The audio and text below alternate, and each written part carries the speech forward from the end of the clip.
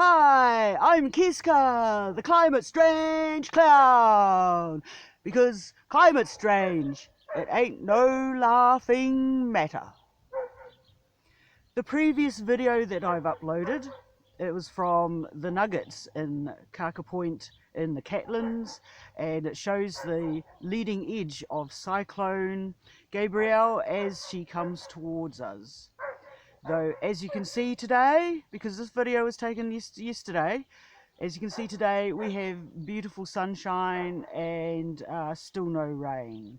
It's a drought situation here now, folks, in the deep south, where usually it's actually green, lovely and green. No, it's not green at the moment, it's brown. And my thoughts are with those in Te Ika Maui, the fish of Maui, the North Island of Aotearoa, New Zealand. People there are suffering a terrible trauma with the weather that's happening at the moment from Cyclone Gabrielle. It's the second cyclone in like, I don't know, 2 weeks, 2 days, a week. Yes, so people up there have no power, no internet. They've basically been knocked back to the 19th century technology-wise, and their houses have been flooded again, businesses have been flooded, farms have been flooded, and as you know, New Zealand, Aotearoa, is based on a farming economy. We need farms, we need the farmers, we need the food to be able to keep the human race going. You know, this climate strange is real. It's as real as me and you. And, you know, you can do something about it. You can live mindfully. Do you really need to drive your car to the dairy, which is a 5-minute walk away? When you're shopping, you know, look for products that are sustainably created. Look for natural products. Don't buy plastic clothes. Or plastic? Don't buy plastic clothes! What are you thinking about? Come on. And I'm hoping that with the people up north, that not just the government who is in power at the moment, which is our Labour Party, I'm hoping that the National Party and ACT and all of the other minor parties who, you know, have people to organise and that sort of thing, I'm hoping that they'll all get together, you know, and find solutions for these poor people going through the trauma at the moment with flooding and all the mess that's created by it. No drinking water. I mean, my God, no internet, no power, no drinking water. You know, it's awful for people. And thank goodness we do have an armed forces, because they'll be going in with the Unimogs. Now there's a fine vehicle. Wouldn't it be great if they were made electric? And they'll be bringing the water and the food in for people. I mean, like Wairoa. I heard that Wairoa this morning has only enough food for 2 days. I mean, yeah. Okay, so climate strange affects everyone.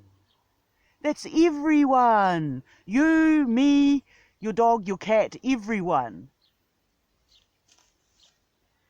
And we have to understand that everyone has different perspectives on it. Some people believe that climate strange isn't happening because of human activity. Yeah, okay. And also the young. Think of our children, our mokopuna. You know, they are living with the strange climate we have. They think it's normal, perhaps. I don't know. You know, hug them. Hug your mokopuna. Hug your children. Hug your babies. Let them know that you love them and that they are cherished and that they are valuable individuals just the way they are. One other thing, or several other things actually. The growth economy that this world lives with and has lived under and through and around and upside down, inside out, since the Industrial Revolution, the growth economy is an unfeasible way of life. Think about it. Things don't grow forever, nor should they. Things change. We should be adaptable and mutatable, and learning to care about ourselves. And the flip side of that is when you learn to care more about yourself, you will actually care more about your surroundings. Like, we have to understand that we need to find a new modus operandi for the structure of the human species to survive. I mean, the planet itself, changes, and with climate change, if the human race gets wiped out, hey, big deal. We're just a little tiny blip on the multiverse radar. The planet will continue, and who knows, perhaps cats will adopt an opposable thumb and become the next sentient beings on this planet. Rightio, on with my next page. To do with the growth economy too, we realise that we are only valued for our monetary value. That's humans and planet. And that is flushing us all down the toilet.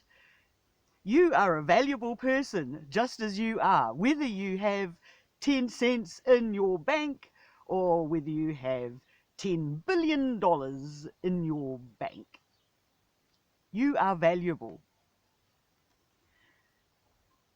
And we need to stop the wars, people. The wars, the scrapping with each other.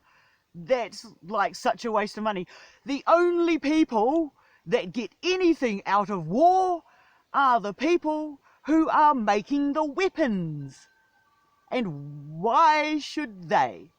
I say, why should they? Why do we keep scrapping with each other?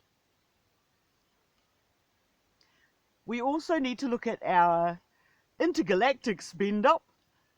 Why do we need to know more about our solar system when we are actually part of it and we are universal creatures who need to learn more about the positive management of this planet and other people, ourselves, everyone, regardless of colour, ethnicity or religious background. Actually, religion could be worth a good, hard, honest look. Yes. What does religion actually achieve for us, though? With churches and people like that, often they are the first people that will actually respond in a positive fashion to looking after people that are having a hard time. So yeah, big thumbs up to those people. But let's look at the way religions work. Why do they work? How do they work? And do we actually really need it? Is this a positive thing for this planet to have religions? We also need to fix up our industrial mistakes. Fossil fuels, we need to stop being dependent on fossil fuels. It's an addiction, and just think, with the small towns that are coal mining towns, if we had, solar power and wind power, solar power on every roof of every house, we could probably have our own other productions going. What's the one? The hydrogen. They're talking about bringing in solar panels to create hydrogen for planes in Christchurch. Well, why don't we look larger than that and go, well, let's put solar panels on every roof of New Zealand. And you go, wait, no. Where are we going to get all these solar panels from? Why don't we make them?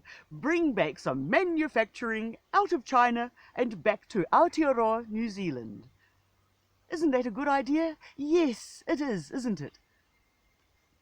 And we need to stop focusing on just the rich kids as being sources of inspiration, because the working class, labouring class kids getting their standard education like what I got, we've got brilliant ideas. The children should be encouraged to think of brilliant ideas and encouraged to have ideas, not just crushed into the working class box. You know what I mean. We have to educate people too on the problems of overpopulation. We have to learn new ways of balancing ourselves, our way of life, with our planet, because this is our home in the multiverse. And why don't we look after it? I mean, you know, when you were a kid and mum used to send you to your room to clean it up, well, we've got the same thing globally happening. We all need to focus on this planet here now and clean it up. Yes, I'm telling you kids, just go to, I don't know, take a bag when you go for a walk, just in your little area. You know, clean it up a little bit. You know, because one of the reasons why we've had flooding up north is because drainage has been blocked because of rubbish. And rubbish gets, you know, distributed around through the wind and the rain. So, yeah, we just do our own little bit in our own corner of the multiverse, and the rest looks after itself, doesn't it? The other thing is, with planting trees native to your area, that helps to counteract carbon. Cunning, eh? If we can't get rid of our fossil fuel addiction, then we can at least mitigate the carbon with trees who breathe the carbon in, grow happy, happy, joy, joy, let out the oxygen. And let's face it, when you go for a walk in the forest, it helps you soul-wise as well as your health physically. Everything is helped with forests. Yes, we need to encourage the life of trees around us, trees native to your area. So, I will say one last thing. If we don't care about where we live in Aotearoa, New Zealand, we're going to see more and more happening of like Cyclone Gabrielle, more droughts, and then that causes a huge, great stress for our farmers that are already busy enough, working hard all the hours around the clock to produce food so that you and I can eat. You know, food is a good thing. You can also look at growing food in your own house or in your own garden, in pots. You know, if you're in like a flat and you have no land to grow, you can grow them in pots. Yes, you can. And be self-sustainable. There's a good catchword. Self-sustainable. We have to start looking after ourselves so that we can start looking after the planet better. And I say to you, dare to care. Dare to care. Dare to care. Because there is mana through Aroha Wairua. I am KEZKA, the Climate Strange Clown, and this has been Climate Strange, It Ain't No Laughing Matter, a special presentation for the Stitchmaker's Guide to the Multiverse. You have a good day. You have a really good day. I love you. All the best to everyone up north that's suffering with the weather. Take care, my darlings.